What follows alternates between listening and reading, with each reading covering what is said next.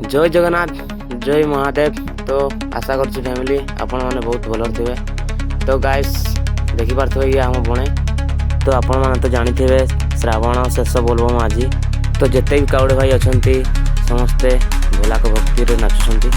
Family तांको नाच देखि मो गोड़ तो रहिलानी। तापर मु भी टिके नाचिदेली। तापर आमे बाहरी जाइछु। बर्तमान भोक लागछि बहुत। तो सेति पई फ्रेंड्स चलिलो आमे किछि खाइबा पई। तो देखिलु एठी दउतले किछि खाइबा पई। तो सेटके आमे पळिलु। तो फैमिली खाइ खुआ सारी की वर्तमान आमे पळिलु ऑर्केस्ट्रा जो होतला साइड रे सेठी पळिलु। तो देखिलु सेठी बहुत डांस चलिछि माने नेचुरल गीत सहित।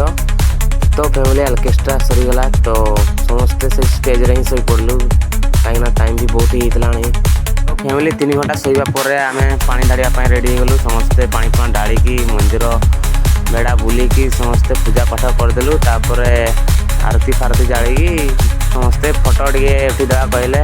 तो फोटो उठी सारिबा परे जोड़ी आमर प्रसाद दउतले सेठी पळैलु। सेठी प्रसाद सकाळ खाइकी आम गाँ को बाहरी गलु आमे।